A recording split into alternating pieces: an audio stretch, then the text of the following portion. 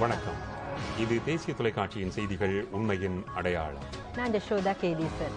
நான் ஏசிஎம் கலீலுர் ரஹ்மான். முதலில் தலைப்புச் செய்திகள். இனி விரிவான செய்திகள். முதலில் உள்நாட்டு செய்திகள்.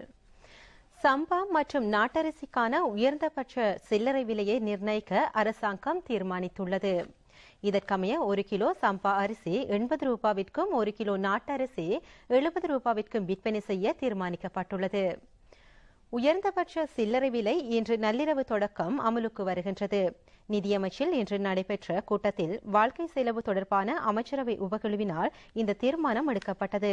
ஜனாதிபதி மற்றும் பிரதமரின் ஆலோசனைக்கு அமைய மக்களுக்கு துரித கதியில் நிவாரணம் வழங்கும் நோக்குடன் இந்த தீர்மானம் எடுக்கப்பட்டுள்ளதாக குழு அங்கத்தவர்கள் தெரிவிக்கின்றனர். இந்த பேச்சுவார்த்தையில் அமைச்சர்களான ரவி கருணாநாயக்க, மலிக் சமரவிக்ரம, பி ஹரிஷன், ரிஷாட் பதியுதீன், மஹிந்த அமரவீர, கலாநிதி சரத் அமுனுகம ஆகியோரும் கலந்து கொண்டனர். அமைச்சர் கலாநிதி சரத் அமுனுகம கருத்து வெளியிடுகையில், நாட்டரிசி 1 கிலோ 70 ரூபாவிற்கும் சம்பா அரிசி 1 கிலோ 80 ரூபாய் என்ற உயர்ந்தபட்ச சில்லறை விலையில் விற்பனை செய்ய அரசாங்கம் தீர்மானித்துள்ளது. இதனை விட குறைவாகும் சில வர்த்தகர்களிடமிருந்து அரிசியை கொள்வனவு செய்ய முடியும். இது பிரச்சனை அல்ல. குறித்த விலையை விட அதிகமான விலையில் அரிசி விற்பனை செய்யும் வர்த்தகர்களுக்கு எதிராக சட்ட நடவடிக்கை எடுக்கப்படும் என்று தெரிவித்தார். நெல் சந்தைப்படுத்தும் சபையிடம் உள்ள 10,000 மெட்ரிக் டன் அரிசி சதோச மூலம் விற்பனை செய்யவும் இதன்போது தீர்மானிக்கப்பட்டது. இதனை இவ்வாரத்தில் அமுல்படுத்த திட்டமிடப்பட்டுள்ளது. அரிசியின் விலையை குறைக்கும் நடவடிக்கையாக இதற்கு முன்னர் 2 சந்தர்ப்பங்களில் இறக்குமதி செய்யப்படும் அரிசி மீது விதிக்கப்பட்டிருந்த வரியை குறைக்க அரசாங்கம் நடவடிக்கை எடுத்தது. அரிசி இறக்குமதியாளர்கள் மற்றும் உற்பத்தியாளர்களும் இந்த பேச்சுவார்த்தையில் கலந்து கொண்டனர். இலவச கல்வியை மேம்படுத்துவதற்கு புதிய அரசாங்கம் பலம் பொருந்திய வேலை திட்டங்களை முன்னெடுத்துள்ளதாக ஜனாதிபதி மைத்திரிபால சிறிசேன தெரிவித்துள்ளார். மொரட்டுவ பிரின்ஸ் ஆஃப் வேல்ஸ் கல்லூரியின் வருடாந்த பரிசளிப்பு விழாவில் கலந்து கொண்டு உரையாற்றுகையில் ஜனாதிபதி மைத்திரிபால சிறிசேன இதனை தெரிவித்தார். பிரின்ஸ் ஆஃப் வேல்ஸ் கல்லூரி 140 ஆண்டு கால கீர்த்திமிக்க வரலாற்றுக்கு உரிமை கோருகின்றது. கடந்த ஆண்டில் சிறந்த திறமைகளை வெளிப்படுத்திய மாணவர்கள் ஜனாதிபதியினால் விருது வழங்கி கௌரவிக்கப்பட்டனர்.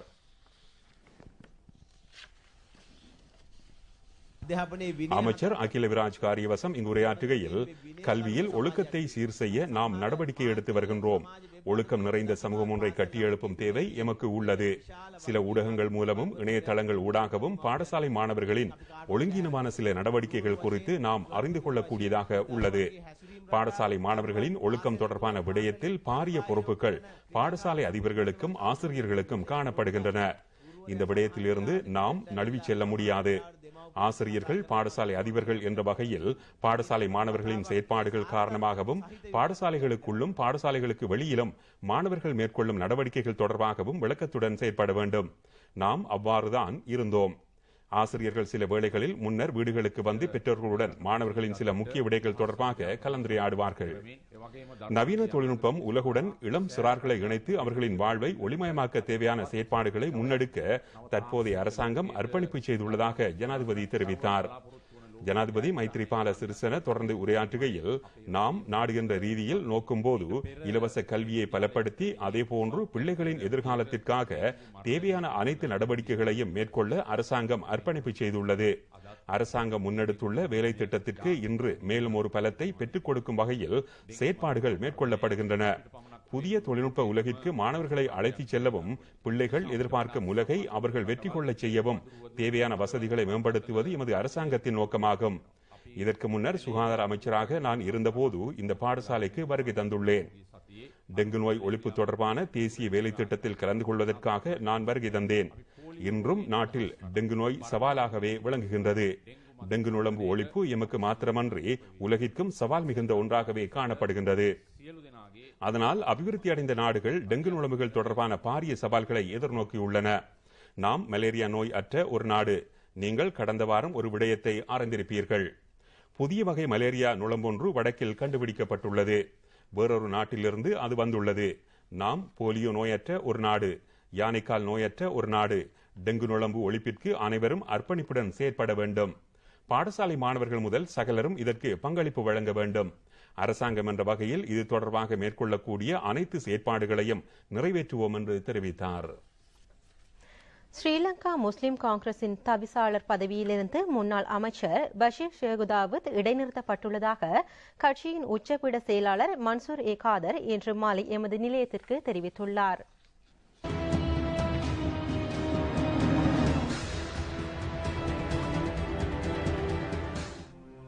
அண்மை காலமாக ஸ்ரீலங்கா முஸ்லிம் காங்கிரஸில் ஏற்பட்ட உட்பூசல்களின் உச்சக்கட்ட அதிகரிப்பை தொடர்ந்தே இந்த நடவடிக்கை எடுக்கப்பட்டிருப்பதாக தெரிய வருகின்றது. அண்மையில் இலத்திரனியல் ஊடகங்களுக்கு பஷீர் ஷேகுதாவுத் கட்சியின் தலைவர் ரவுப் ஹக்கீம் சம்பந்தமாகவும் கட்சி சம்பந்தமாகவும் தெரிவித்த கருத்துக்கள் முஸ்லிம் காங்கிரஸ் ஆதரவாளர்கள் மத்தியில் கடும் அதிர்வலைகளை ஏற்படுத்தியுள்ளது. அத்துடன் கட்சி தலைவரை மலினப்படுத்தும் வகையில் அச்சுறுத்தல்களை விடுத்ததாகவும் கடந்த 4ஆம் தேதி இரவு ஸ்ரீலங்கா முஸ்லிம் காங்கிரஸ் கட்சி தலைமையகமான தாருசலாமில் இடம்பெற்ற அதி உச்சபீட கூட்டத்தில் உறுப்பினர்கள் ஏகமனதாக சுட்டிக்காட்டியதை அடுத்து ஸ்ரீலங்கா முஸ்லிம் காங்கிரஸ் தலைவர் ரவுப் ஹக்கீமின் உத்தரவுக்கு இணங்க முன்னாள் அமைச்சர் பஷீர் ஷேகுதாவுதை கட்சி தவிசாளர் பதவியிலிருந்து உடனடியாக அமுலுக்கு வரும் வகையில் இடைநிறுத்தம் செய்து கடிதம் அனுப்பி வைப்பதென்று தீர்மானம் மேற்கொள்ளப்பட்டதாக மன்சூர் ஏ காதர் மேலும் தெரிவித்தார். பஷீர் ஷேகுதாவுத் தனது ஆரம்பகால அரசியலுக்கு முன்னர் ஈரோஸ் எனப்படும் ஈழ மக்கள் புரட்சிகர மாணவர் அமைப்பின் ஒரு விடுதலை போராளியாக இருந்து ஜனநாயக வழிமுறைக்கு திரும்பி பாராளுமன்ற உறுப்பினராக தெரிவு செய்யப்பட்டார். பின்னர் மர்ஹூம் MHM அஷ்ரஃபின் தலைமையை ஏற்று ஸ்ரீலங்கா முஸ்லிம் காங்கிரஸில் இணைந்து தீவிர அரசியலில் ஈடுபட்டார். இவருடைய வெளியேற்றம் சம்பந்தமாக அவரது சொந்த தேர்தல் தொகுதியான மட்டக்களப்பு தேர்தல் தொகுதியில் உள்ள பொதுமக்கள் எமக்கு கருத்து தெரிவித்தார்கள். இவர் பல தடவைகளாக ஸ்ரீலங்கா முஸ்லிம் காங்கிரஸில் போட்டியிட்டு தோல்வி கண்டிருக்கின்றார். தோல்வி கண்டும் இந்த கட்சியின் தலைமைத்துவம் அவரை தூக்கி வீசவில்லை. இருந்தாலும் பல முறைகள் தேசிய பட்டியல் வழங்கியிருக்கின்றது. வழங்கியிருந்தும் அவர் பல பிரார்த்தனைகள் செய்துதான் அவர் அதை பெற்றிருக்கின்றார். தலைமைத்துவம் அந்த பதவியை கொடுப்பதற்கு தயக்கம் காட்டினால், தாமதித்தால் அவர் சொல்லுவார், எனக்கு பட்டம் பதவி தராவிட்டால் நான் தலைமைத்துவத்தின் மோசடிகளை நான் இருட்டு குகைக்குள் நான் டோர்ச் லைட் அடிப்பேன், அடித்து எனது பதவியை பெறுவதற்கு எனக்கு அருகதை இருக்கின்றது, நான் என் பதவியை பெறுவேன் என்று சொல்லியிருக்கின்றார். சொல்லி அச்சங்காட்டி பயங்காட்டி தலைமைத்துவத்திடமிருந்து பல முறை தேசிய பட்டியல் பெற்றிருக்கின்றார். அப்படி பெற்றவர் இந்த கட்சிக்கும் இந்த கட்சியின் தலைமைத்துவத்தை காட்டிக் கொடுப்பதற்கு இன்று ஆயத்தப்பட்டிருக்கின்றார் என்றால் இந்த சமூகம் ஒரு எக்காலம் ஏற்றுக்கொள்ள மாட்டாது. இவர் யார் என்று இந்த சமூகத்துக்கு தெரியும். இவர் எப்படி அரசியல்வாதி என்று இந்த மக்களுக்கு தெரியும். ஜனாதிபதி தேர்தலிலே 100% முஸ்லிம்கள் மஹிந்த ராஜபக்ச அவர்களை தோற்கடித்து ஜனாதிபதி மைத்திரிபால சிறிசேன அவர்கள் ஜனாதிபதியாக வர வேண்டும் என்று செயல்பட்ட பொழுது இவர் அதற்கு எதிராக இந்த முஸ்லிம்களுக்கு, இந்த நாட்டு முஸ்லிம்களுக்கு எதிராக செயல்பட்டு தன்னுடைய நலனை மட்டும் கவனத்தில் கொண்டு தான் இந்த தேர்தலிலே ஜனாதிபதியாக மஹிந்த ராஜபக்ச அவர்கள் வருவார்கள், மீண்டும் தான் அமைச்சர் பதவியை பெற்றுக்கொண்டு தன்னுடைய பட்டம் பதவிகளை பாதுகாத்துக் கொள்ளலாம் என்பதற்காக இந்த நாட்டிலே இருக்கின்ற முஸ்லிம்கள் அனைவருக்கும் எதிராக செயல்பட்டு முஸ்லிம்களை காட்டிக் கொடுத்த ஒருவர் இன்று அவர் இந்த கட்சியிலே இருந்து வெளியேற்றப்பட்டிருப்பது நியாயமானது என்றே நாங்கள் கருதுகின்றோம்.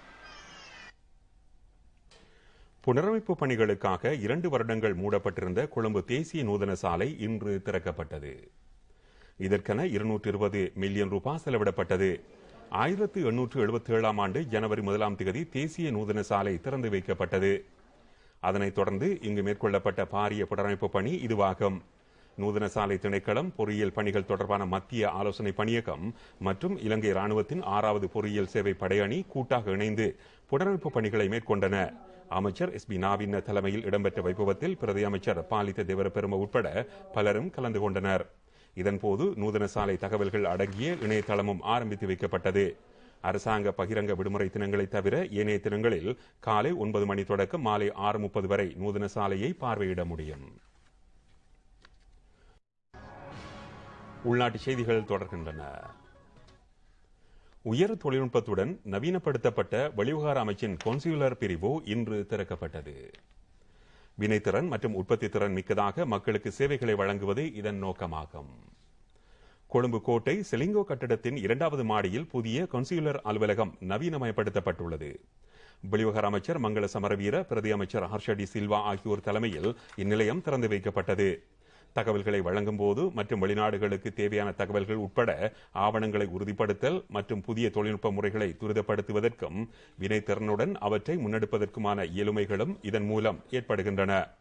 முதலாவது ஆவணத்தை உறுதிப்படுத்தும் நிகழ்வு அமைச்சர் மற்றும் பிரதி அமைச்சர் தலைமையில் இடம்பெற்றது. வெளிநாடுகளில் இடம்பெறக்கூடிய மரணங்கள், வெளிநாடுகளில் உள்ளோரை மீண்டும் தாயகத்திற்கு அழைத்து வருதல், நட்டஈடுகளை செலுத்துதல் உட்பட வெளிநாடுகளில் உள்ளோரின் தேவைகளை நிறைவேற்றுவதும் இந்நிறுவனத்தின் மூலம் இடம்பெறுகின்றன. தொழில்நுட்பத்தை பயன்படுத்தி அபிவிருத்தியை எட்டுவது தற்போதைய நல்லாட்சி அரசாங்கத்தின் எதிர்பார்ப்பாகும். இதன் முதல் கட்டமாக சமீபத்தில் யாழ்ப்பாணத்தில் முதலாவது கன்சூலர் அலுவலகம் திறந்து வைக்கப்பட்டது. அடுத்த கட்டமாக மாத்தறை நகரில் அலுவலகத்தை ஸ்தாபிக்க வெளிவிவகார அமைச்சு எதிர்பார்த்துள்ளது. பிரதி அமைச்சர் ஹர்ஷடி சில்வா இங்கு உரையாற்றுகையில், முன்னர் இந்த அலுவலகம் சிறிதும் பொருத்தமற்ற இடத்தில் காணப்பட்டது. பொதுமக்கள் தேவைகளை நிறைவேற்றிக் கொள்வதற்கு 5 அல்லது 6 மணித்தியாலங்கள் காத்திருக்க வேண்டிய நிலை ஏற்பட்டது. இது இவ்வாறு இருக்க முடியாது. இதனை மாற்ற வேண்டும் என நினைத்தேன். 6 அல்லது 8 மணித்தியாலங்கள் காத்திருந்து பொதுமக்கள் பெற வேண்டிய சேவையை தற்போது சிறிது நேரத்தில் பெற்றுக்கொள்ளும் வசதிகள் செய்து கொடுக்கப்பட்டுள்ளன என்று தெரிவித்தார். அமைச்சர் மங்கள சமரவீர உரையாற்றுகையில், விசேடமாக எமது வெளிநாட்டு தூதரக அலுவலகங்களை மிகவும் வினைத்திறன் மிக்கதாக செயற்படுத்துவதற்கான செயற்திட்டங்களை நாம் முன்னெடுத்துள்ளோம். தேவையான சேவைகளை வழங்காத தூதரகங்கள் இருக்குமாயின் அவற்றை மூடவும் நாம் தயார். புதிய தூதரக அலுவலகங்களை திறப்பதற்கும் நாம் தயாராக உள்ளோம் என்று தெரிவித்தார். வவுனியா மாவட்டத்தில் மாங்குளம் மற்றும் சுட்டிவெந்தபுலம் கிராமங்களில் நிர்மாணிக்கப்பட்ட குடிநீர் சுத்திகரிப்பு நிலையங்கள் மக்களிடம் கையளிக்கப்பட்டுள்ளது. இதற்கான நிகழ்வு நகர திட்டமிடல் மற்றும் நீர்வளங்கள் அமைச்சர் ரவுப் ஹக்கீம் மற்றும் சுகாதார போஷாக்கு சுதேச மருத்துவ பிரதி அமைச்சர் ஃபைசல் ஹாசிம் ஆகியோரின் தலைமையில் இடம்பெற்றது. சிறுநீரக நோய் ஏற்படுவதை தடுக்கும் முகமாக இந்த நீர் சுத்திகரிப்பு நிலையம் நகர திட்டமிடல் மற்றும் நீர்வளங்கள் அமைச்சினால் 70 லட்சம் ரூபாய் செலவில் நிர்மாணிக்கப்பட்டது. இதன் மூலம் மக்களுக்கு சுத்தமான நீர் கிடைக்க உள்ளது. வவுனியா பிரதேசத்தில் சிறுநீரக நோயினால் பாதிக்கப்படுவோரை இலக்காக கொண்டு இந்த நீர் சுத்திகரிப்பு நிலையங்கள் நிர்மாணிக்கப்பட்டுள்ளன. இந்த நிகழ்வில் பிரதேச மக்கள் உட்பட பலரும் கலந்து கொண்டனர். கிழக்கு பல்கலைக்கழக கலை கலாசார பீட புறநிலை கற்கைகள் மாணவர்களுக்கான கல்வி நடவடிக்கைகள் எதிர்வரும் 11ஆம் தேதி சனிக்கிழமை முற்பகல் 9 மணிக்கு ஆரம்பித்து வைக்கப்படும் என்று கிழக்கு பல்கலைக்கழக பதிவாளர் அறிவித்துள்ளார். கிழக்கு பல்கலைக்கழக கலை கலாசார பீட கேட்போர் கூடத்தில் கல்வி நடவடிக்கைகள் ஆரம்பிக்கப்படும். மேலதிக விவரங்களுக்கு 0773 775 387 என்ற தொலைபேசி இலக்கம் மூலம் தொடர்பு கொள்ள முடியும். புறநிலை கற்கை மாணவர்களுக்கான கடிதங்கள் அவர்களது தனிப்பட்ட முகவரிக்கு அனுப்பி வைக்கப்பட்டுள்ளன. கடிதங்கள் கிடைக்காதவர்கள் இருந்தால் அவர்களும் குறிப்பிட்ட தினத்தில் கட்டாயம் சமூகமளிக்க வேண்டும். தேச துறைகளாக பெயரிடப்பட்டுள்ள சுமார் 900 படை வீரர்களை தேசாபிமானிகள் என பெயரிடும் வர்த்தமானி அறிவித்தலில் ஜனாதிபதி மைத்ரிபால சிறிசேன எதிர்வரும் மார்ச் மாதம் 1ஆம் தேதி கைச்சாத்திட உள்ளதாக அமைச்சர் கயந்த கருணாதிலக தெரிவித்துள்ளார். கண்டி மாவட்ட செயலகத்தில் நேற்று நடைபெற்ற கலந்துரையாடல் ஒன்றில் அவர் இது குறித்து தெளிவுபடுத்தினார். 1818ஆம் ஆண்டு ஊவா வெல்லச கிளர்ச்சியின் போது படை வீரர் வீர மொனரவில கெபட்டிபுலவுடன் இணைந்து கொண்ட இவர்கள் வெள்ளையர்களின் ஏகாதிபத்தியத்தின் கீழ் தேச துரோகிகளாக பிரகடனப்படுத்தப்பட்டார்கள். வர்த்தமானி அறிவித்தல் மூலம் இவர்களை தேசாபிமானிகள் என பெயரிடுவதை தொடர்ந்து 199 வருடங்களாக நிலவிய தவறை சீர் செய்து கொள்ள முடியும் என அமைச்சர் கயந்த கருணாதிலக தெரிவித்துள்ளார். சுதந்திர போராட்டத்தில் இணைந்து கொண்ட 19 பேர் அண்மையில் தேசாபிமானிகளாக பிரகடனப்படுத்தப்பட்டனர். அந்த கிளர்ச்சியில் பங்கேற்று இன்னமும் தேச துரோகிகள் பட்டியலில் உள்ள வீரர்களின் குடும்ப உறுப்பினர்கள் ஜனாதிபதியிடம் விடுத்த வேண்டுகோள் கருத்தில் கொள்ளப்பட்டதன் பின்னர் இந்த தீர்மானம் மேற்கொள்ளப்பட்டதாக அமைச்சர் தெரிவித்தார். ஊடக அமைச்சின் செயலாளர் நிமால் போலவே அரசாங்க தகவல் பணிப்பாளர் நாயகம் கலாநிதி ரங்ககலன் சூரிய, இலங்கை ரூபவாகினி கூட்டுத்தாபனத்தின் தலைவர் சட்டத்தரணி ரவி ஜெயவர்தன ஆகியோரும் இந்த கலந்துரையாடலில் கலந்து கொண்டனர். பிரதேச மக்களின் எதிர்ப்பு காரணமாக வவுனியாவில் இயங்கி வந்த மசாஜ் நிலையத்தை மூட நடவடிக்கை எடுக்கப்பட்டுள்ளது. இந்த மசாஜ் நிலையத்தில் சட்டவிரோத செயற்பாடுகள் இடம்பெறுவதாக மக்கள் குற்றம் சாட்டியுள்ளனர். இதனை எதிர்த்து நேற்று மாலை எதிர்ப்பு ஆர்ப்பாட்டங்கள் இடம்பெற்றன. சமூக விரோத செயல்களில் ஈடுபட்டுள்ள இந்த நிலையம் உடனடியாக மூடப்பட வேண்டும் என்று மக்கள் வலியுறுத்தினர். வவுனியாவில் உள்ள இந்த மத்திய நிலையத்துடன் இணைந்து செயற்படும் இன்னும் சில மசாஜ் நிலையங்களையும் மூட வேண்டும் என்று மக்கள் கோரிக்கை விடுத்துள்ளனர்.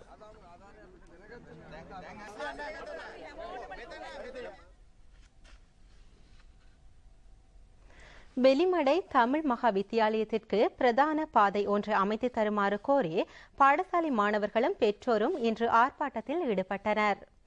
80 வருடங்கள் பழமை வாய்ந்த இந்த பாடசாலைக்கு ஒரு பிரதான பாதை இருக்கின்ற போதிலும் வெளிமடை போலீஸ் நிலையத்தை கடந்து பாடசாலைக்கு செல்ல வேண்டியுள்ளது. இவ்வாறு போலீஸ் நிலையத்தை கடந்து செல்வதனால் மாணவர்கள் பெரிதும் மன அழுத்தங்களுக்கு உள்ளாவதாக மக்கள் தெரிவிக்கின்றனர். இதனால் பாடசாலைக்கென ஒரு தனியான பாதையை அமைத்து தருமாறு அவர்கள் வலியுறுத்துகின்றனர்.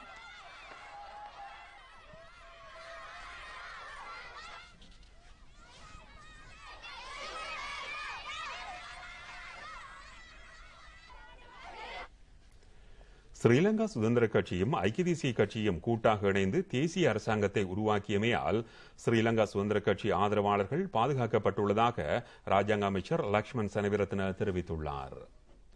ராஜாங்க அமைச்சர் லக்ஷ்மன் சனவிரத்ன கருத்து வெளியிடுகையில் அரசாங்கத்தில் உள்ள ஸ்ரீலங்கா சுதந்திர கட்சி உறுப்பினர்கள் விலக வேண்டும் என்று சமீப காலமாக ஒரு சிலர் கோரிக்கை விடுக்கின்றனர். இது ஐக்கிய தேசிய கட்சியின் அரசாங்கமோ ஸ்ரீலங்கா சுதந்திர கட்சியின் அரசாங்கமோ அல்ல. இரு பிரதான அரசியல் கட்சிகளும் இணைந்து உருவாக்கிய தேசிய அரசாங்கமே தற்போது அமலில் உள்ளது. ஸ்ரீலங்கா சுதந்திர கட்சி அரசாங்கத்துடன் இணைந்திருப்பதனால் பிரதேச மட்டத்தில் உள்ள ஸ்ரீலங்கா சுதந்திர கட்சி ஆதரவாளர்களை பாதுகாப்பதற்கும் அரசு துறையில் ஸ்ரீலங்கா சுதந்திர கட்சியினரை பாதுகாப்பதற்கும் முடிந்துள்ளது. 2017 ஆண்டில் முன்னாள் ஜனாதிபதி மஹிந்த ராஜபக்ஷ இந்த ஆட்சியை கவிழ்ப்பதாக அறிக்கை விடுத்துள்ளமை தொடர்பில் ஊடகவியலாளரால் எழுப்பப்பட்ட கேள்விக்கு பதிலளித்த அமைச்சர், நள்ளிரவில் ஒருவர் எழுந்தால் சூரியன் உதித்துள்ளது என்று கூற முடியும். இருப்பினும் சூரியன் உதிப்பதற்கு குறித்த நேரம் ஒன்று உள்ளது. இதனால் மஹிந்த ராஜபக்ஷ கூறும் இந்த கருத்துடன் நான் எக்காரணம் கொண்டும் இணங்குவதில்லை. இவர் கட்சியை பலப்படுத்துவதற்கு ஒத்துழைக்க வேண்டும் என்று தெரிவித்தார். உலக மரபுரிமையாக கருதப்படும் சிகிரியாவை காண்பதற்கு வெளிநாட்டு சுற்றுலா பயணிகள் அதிக அளவில் வருகை தருவதாக எமது பிராந்திய செய்தியாளர்கள் கூறுகின்றனர். இதன் காரணமாக நாளாந்தம் வருமானம் அதிகரித்துள்ளதாக தொல்பொருட் திணைக்களம் அறிவிக்கின்றது. சிகிரியா அருங்காட்சியகம், நீர்த்தடாகம், ஸ்ரீலால் பூந்தோட்டம், கண்ணாடி சுவர், சிங்கபாதம் ஆகிய இடங்களை சுற்றுலா பயணிகள் அதிக அளவில் பார்வையிட்டு வருகின்றனர். உள்நாட்டு சுற்றுலா பயணிகள் ஒருவரிடம் சிகிரியாவை பார்வையிடுவதற்கு 50 ரூபாவும் வெளிநாட்டு சுற்றுலா பயணிகளிடம் இருந்து 4600 ரூபாவும் அறவிடப்படுவதாக தெரிவிக்கப்படுகின்றது. தற்போது நிலவும் அதிக வெப்ப காலநிலை காரணமாக சுற்றுலா பயணிகள் தொப்பிகள், போதுமான அளவு நீரை கொண்டு வருமாறு கோரப்பட்டுள்ளனர். முறையான வகையில் கழிவுகளை குறிப்பிட்ட இடங்களில் மாத்திரம் போடுமாறும் மேலும் கேட்டுக் கொள்ளப்படுகின்றனர். பாராளுமன்ற உறுப்பினர் விமல் வீரவன்ச பிணை கோரி கொழும்பு மேல் நீதிமன்றத்தில் தாக்கல் செய்துள்ள மனுவில் பிரதிவாதிகளாக குறிப்பிடப்பட்டுள்ள 6 பேருக்கு இன்று அழைப்பாணை விடுக்கப்பட்டது. விமல் வீரவன்சவுக்கு கோட்டை மேஜிஸ்ட்ரேட் நீதிமன்றத்தால் பிணை வழங்குவதற்கு எதிராக முன்னெடுக்கப்பட்ட மனு மேல் நீதிமன்ற நீதிபதி WA கழுவாராய்ச்சி முன்னிலையில் இன்று விசாரணைக்கு எடுத்துக் கொள்ளப்பட்ட போது இந்த அழைப்பாணை விடுக்கப்பட்டது. போலீஸ் மா அதிபர், சட்டமா அதிபர், போலீஸ் நிதிக்குற்ற விசாரணை பிரிவின் பணிப்பாளர் உட்பட 6 பேர் இவர்களில் அடங்குகின்றனர். பிரதிவாதிகளை இம்மாதம் 13ஆம் தேதி மேல் நீதிமன்றத்தில் ஆஜராகும்படி மேல் நீதிமன்ற நீதிபதி உத்தரவிட்டுள்ளார். விமல் வீரவன்ச வீடமைப்பு மற்றும் நிர்மாணத்துறை அமைச்சராக இருந்த காலத்தில் அரசாங்கத்திற்கு சொந்தமான 40 வாகனங்களை தனிப்பட்ட மற்றும் அரசியல் நடவடிக்கைக்காக பயன்படுத்தி 9 கோடி 16 லட்சம் ரூபாய் அரச பணத்தை முறைகேடாக பயன்படுத்தினார் என அவர் மீது குற்றம் சுமத்தப்பட்டுள்ளது. விமல் வீரவன்ச ஜனவரி 10ஆம் தேதியிலிருந்து விளக்கமறியலில் வைக்கப்பட்டுள்ளார். ஜனாதிபதியின் ஆலோசனைக்கு அமைவாக விளையாட்டு மற்றும் உடல் ஆரோக்கிய விருத்தி தேசிய வாரம் இன்று தொடக்கம் எதிர்வரும் 12ஆம் திகதி வரை நாடு முழுவதிலும் நடைமுறைக்கு வந்துள்ளது. இதற்கமைய கல்முனை தமிழ் பிரிவு பிரதேச செயலகம் ஏற்பாடு செய்த அலுவலக உத்தியோகத்தர்களுக்கான நடைபயிற்சி இன்று பிரதேச செயலகத்திலிருந்து நட்படிமுனை மின்சார சபை சந்தி வரை இடம்பெற்றது. பிரதேச செயலாளர் கே லவநாதன் உட்பட பலரும் இதில் கலந்து கொண்டார்கள்.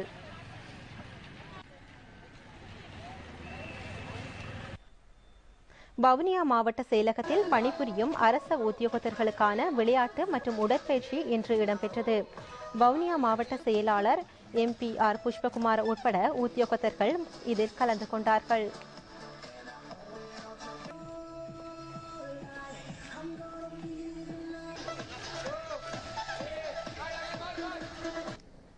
தேசிய ஆரோக்கிய வாரம் மட்டக்களப்பு மாவட்டத்தில் உள்ள அரசு அலுவலகங்கள், போலீஸ் நிலையங்கள் மற்றும் படை முகாம்களில் இடம்பெற்றன. போலீஸ் திணைக்களத்தின் பிரதான உடற்பயிற்சி வைபவம் போலீஸ் அத்தியட்சகர் கீர்த்தி ரட்நாயக்க தலைமையில் மட்டக்களப்பு போலீஸ் நிலையத்தில் இடம்பெற்றது. இலங்கையின் சுதந்திரத்திற்காக பாடுபட்டவர்களுள் ஒருவரான சட்டத்தரணி சித்தி லெப்பையின் 120வது ஜனன தினம் திகிவளை கழுபோவில ஸ்ரீலங்கா முஸ்லிம் பெண்கள் கருத்தரங்கு மண்டபத்தில் நேற்று இடம்பெற்றது. சட்டத்தரணியாக விளங்கிய இவர் தமது புலமையை பயன்படுத்தி மக்களின் சார்பாக சுதந்திர போராட்டத்தில் ஈடுபட்டார். சித்தி லெப்பை ஆய்வு நிலையத்தினால் இந்த ஜனன தின நிகழ்வு ஒழுங்கு செய்யப்பட்டிருந்தது. இந்த நிகழ்வில் அரசியல் பிரமுகர்கள், புத்திஜீவிகள் உட்பட பலர் கலந்து கொண்டனர். களனி பல்கலைக்கழக பேராசிரியர் ரோஹண லக்ஷ்மண் பிரியதாச இந்த நிகழ்வில் உரையாற்றும் போது 69வது தேசிய சுதந்திர தினத்தை கொண்டாடும் இந்த சந்தர்ப்பத்தில் இந்த சுதந்திரத்திற்காக போராடிய பல வீரர்கள் 19ஆம் நூற்றாண்டில் வாழ்ந்துள்ளனர். இவர்கள் இலங்கைக்கு சுதந்திரத்தை பெற்றுக் கொடுக்க அயராது உழைத்தனர். இந்த காலப்பகுதியில் வாழ்ந்த 3 தலைவர்கள் தொடர்பாக நான் கூறுகின்றேன். அனகாரிக தர்மபால, ஆரம்ப நாவலர் மற்றும் சித்தி லெப்பை ஆகியோரை இந்த சந்தர்ப்பத்தில் நான் நினைவு கூற விரும்புகின்றேன். அறிஞர் சித்தி லெப்பை அவர்கள் கூறித்தந்த விடயங்கள் மிகவும் பயனுள்ளவை. இலங்கையர் என்ற உணர்வை அது ஊட்டக்கூடியது. இலங்கையர் என்ற அடிப்படையில் எல்லோரும் ஒன்றாக எழுந்து நிற்க அந்த கருத்துக்களை எவ்வாறு பயன்படுத்துவது என்று சிந்திக்க வேண்டும் என்று தெரிவித்தார்.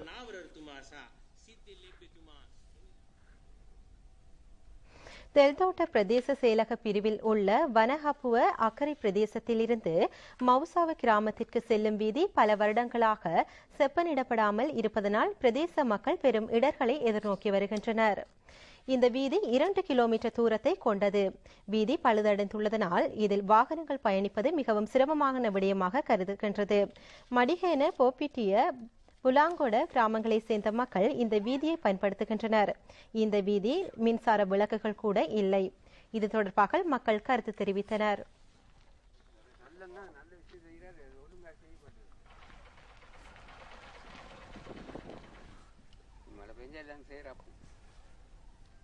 ஒன்றரை கிலோமீட்டர் நாங்கள் சும்மா நடந்து போகணும். ராவிரிட்டி வந்தால் இந்த ரோட்டில் போகவும் இயலாது, அவ்வளோ பயங்கரம். இந்த ரோட்டு எல்லாம் மழை வந்துச்சா சேராயிடுது.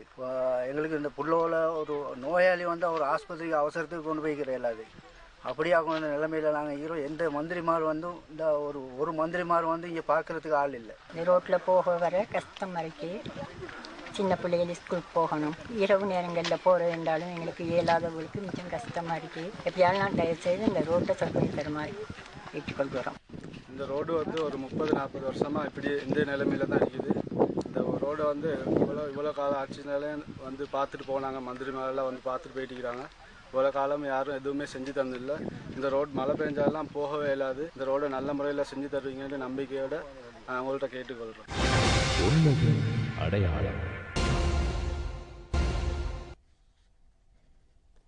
வெளிநாட்டுச் செய்திகள்.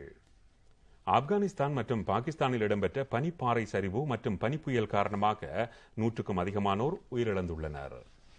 பாகிஸ்தான் ஆப்கானிஸ்தான் எல்லையில் உள்ள வடக்கு கிழக்கு மாநிலமான நூரிஸ்தானில் பனிப்பாறை சரிவினால் ஒரே கிராமத்தைச் சேர்ந்த 53 பேர் உயிரிழந்துள்ளனர். பாகிஸ்தானின் வடபிராந்தியத்தின் சித்ரால் நகரை அண்மித்த பகுதியில் ஏற்பட்ட மற்றொரு பனிப்பாறை சரிவில் 13க்கும் அதிகமானோர் உயிரிழந்துள்ளனர். பனிப்பாறை காரணமாக பல வீடுகள் தரைமட்டமாகியுள்ளன.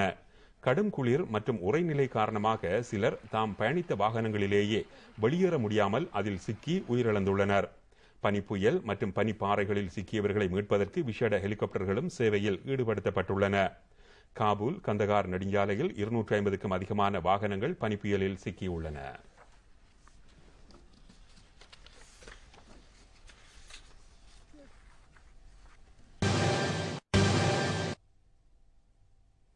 விளையாட்டு செய்தி ஒன்று.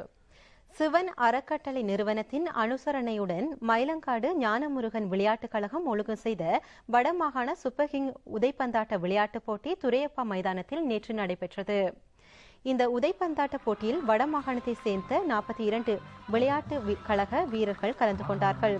இறுதிப் போட்டியில் இளவாலை யங் கென்ட்ரிஸ் விளையாட்டுக் கழக அணியும் மன்னார் ஹிலரி விளையாட்டுக் கழக அணியும் கலந்து கொண்டனர். இதில் யங் கென்ட்ரிஸ் அணி 3-1 என்ற கோல் வித்தியாசத்தில் வெற்றி பெற்று வெற்றி கிண்ணத்தை சுவீகரித்துக் கொண்டது. அரசியல் பிரமுகர்கள் உட்பட பலரும் இதில் கலந்து கொண்டார்கள். இறுதியாக சாராம்சம். இலவச கல்வியை மேலும் பலப்படுத்தி தொழில்நுட்ப உலகிற்கு தேவையான சந்ததியினரை உருவாக்கும் பொறுப்பை நல்லாட்சி அரசாங்கம் உரியவாறு நிறைவேற்றுவதாக ஜனாதிபதி தெரிவிப்பு. அதி உயர் தொழில்நுட்பத்தை பயன்படுத்தி வினைத்திறன் மிக்க சேவைகளை வழங்கும் வகையில் வெளிவிகார அமைச்சின் புதிய கன்சூலர் பிரிவு இன்று திறந்து வைப்பு. ஸ்ரீலங்கா முஸ்லிம் காங்கிரசின் தவிசாளர் பதவியிலிருந்து முன்னாள் அமைச்சர் பஷீர் ஷேக்தாவூத் கட்சித் தலைவரினால் இடைநிறுத்தம் செய்யப்பட்டது தொடர்பில் மட்டக்களப்பு பிரதேச மக்கள் ஆதரவு. சம்பா மற்றும் நாட்டரசியின் உயர்ந்தபட்ச சில்லறை விலை அரசாங்கத்தினால் நிர்ணயம். பாகிஸ்தான் மற்றும் ஆப்கானிஸ்தான் நாடுகளில் பனிப்பாறைகள் சரிவினால் 100க்கும் மேற்பட்டோர் உயிரிழப்பு. இத்துடன் தேசிய தொலைக்காட்சியின் செய்திகள் முடிவடைந்தன. உங்கள் அடிப்படை பிரச்சனைகளை உலகறிய செய்து அதற்கான தீர்வுகளையும் பெற்றுத்தர காத்திருக்கின்றோம் என்பதை மகிழ்வுடன் அறியத் தருகின்றோம். வணக்கம்.